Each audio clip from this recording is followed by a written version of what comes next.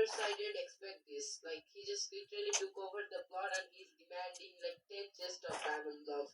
And like there is no guarantee that if I give him 10 chests of diamond blocks, he is giving me the plot.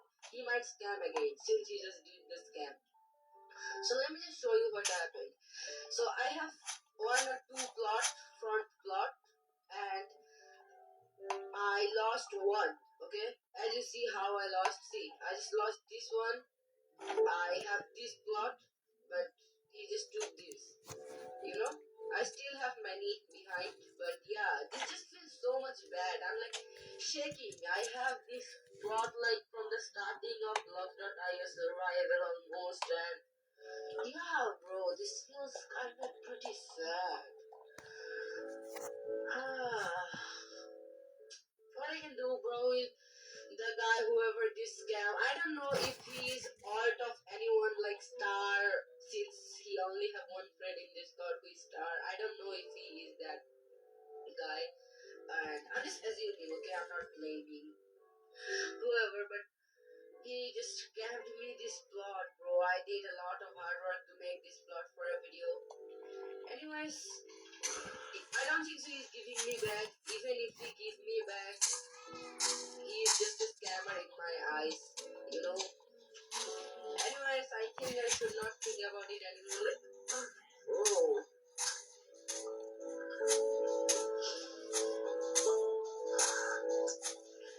Anyways, as you saw that how I got scammed my plot, that scammer guy tried to scam me again, but I didn't fall for this time, and he was like offering me like 10 chests of diamond blocks. I don't have diamond. I only have 3 chests of diamond blocks. I used all. Okay.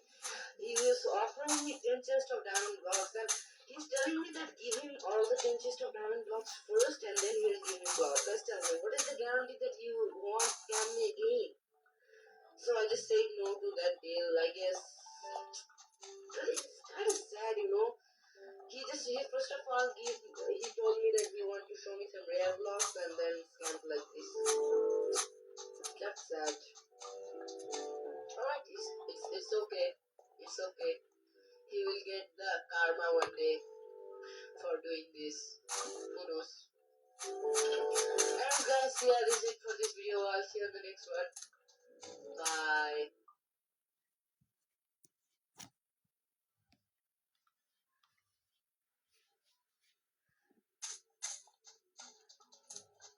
The award-winning Aviva pension puts you in control of your finances. It's been over 5 years since Geometry Dash 2.1 was released. During this time, full games have been made in the editor, impossible levels have been verified, insane hacks and tools have been made, yet somehow we're still learning new things about the game. Over time, curious players have been revisiting old versions of the game or even digging directly into the code in order to piece together how certain parts of the game work. And in this video, I'm going to go over 10 really interesting unused and lost features that were discovered while doing exactly that. Not much more to say, let's just get right into it. The first thing we're going to cover is some unused objects. It's worth noting that there's a whole bunch of objects which previously existed in the editor tabs, but were eventually unlisted in favor of updated versions. For example, all of these triggers were merged into 2.1's revamped color trigger. Objects like the default slab and saw blade replaced with colorable versions, and some objects like these ones just had their outlines removed. However, there's also lots of objects that can only ever be placed by directly editing the level data. Object ID 34 looks like a start position, except it behaves like a solid block and is even rendered when playing the level.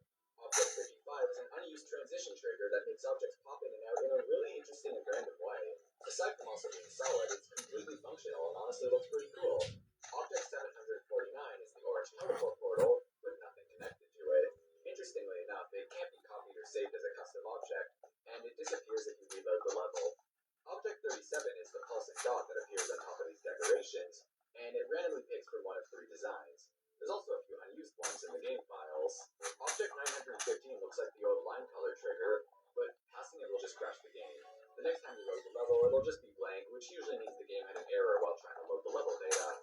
Object 44 is the practice mode checkpoint, and it's actually fully functional, but obviously it only works while practice mode is turned on. Finally, Object 142 is the secret coin, but it's hard-coded to only work in official levels. If you use hacks to get around this, the coin will be tinted blue for some reason. Next up is a very very interesting discovery about the original 1.0 release of Geometry Dash. By reverse engineering the code, there was actually a trace of a whole bunch of then upcoming levels. Jumper was the final level in 1.0, but there were also hidden placeholder levels for Time Machine, Cycles, and X-Step.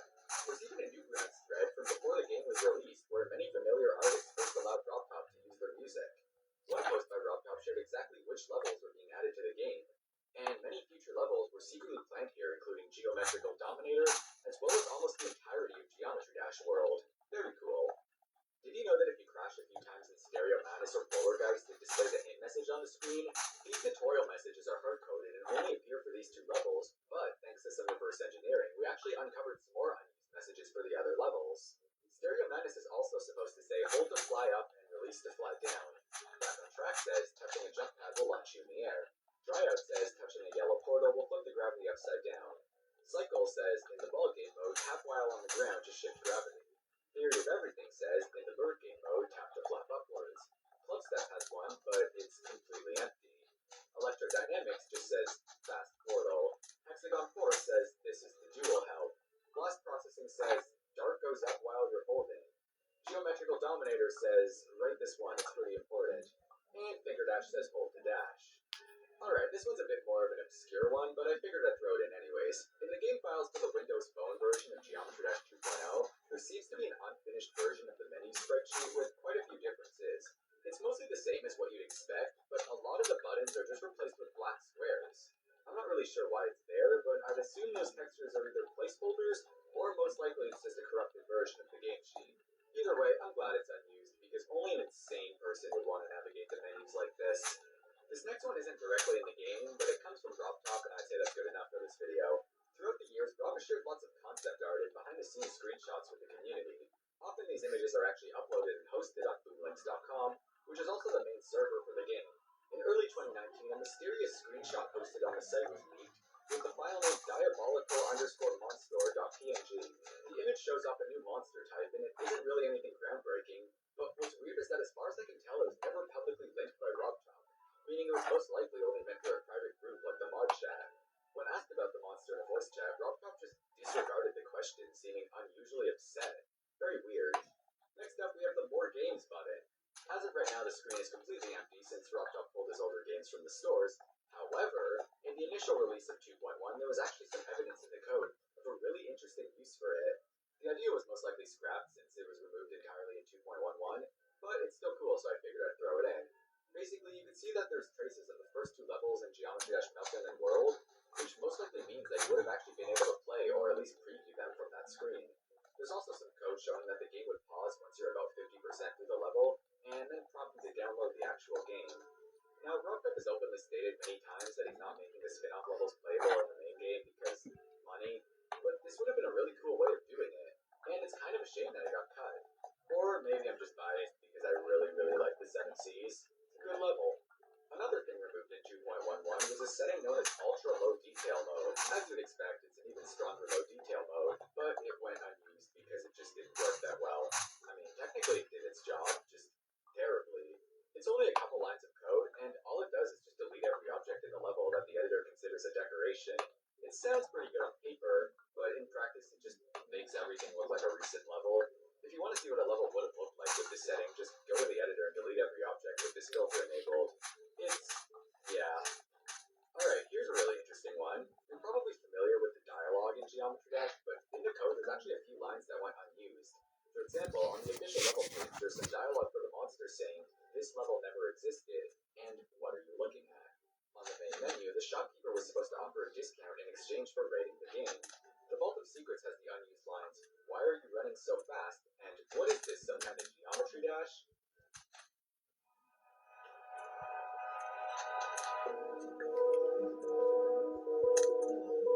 It's your story to tell.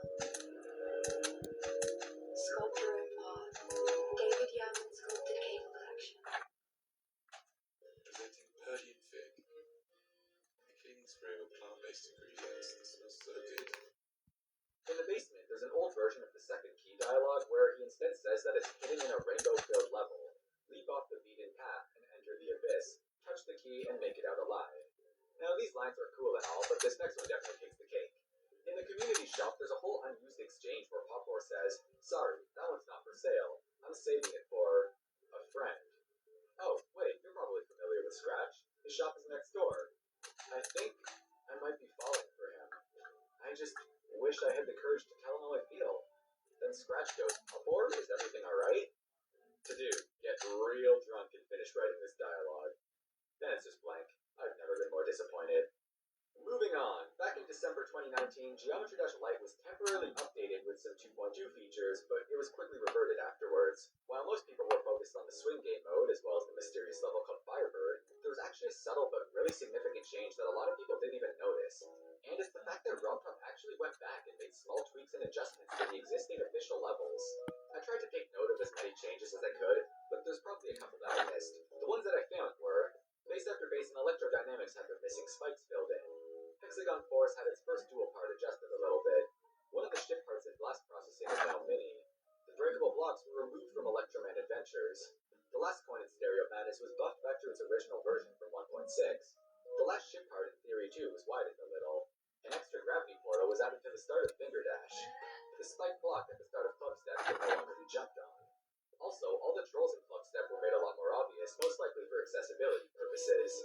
Tryout now has a few arrows marking where to jump in the first upside down section. And the third coin in Can't Let Go was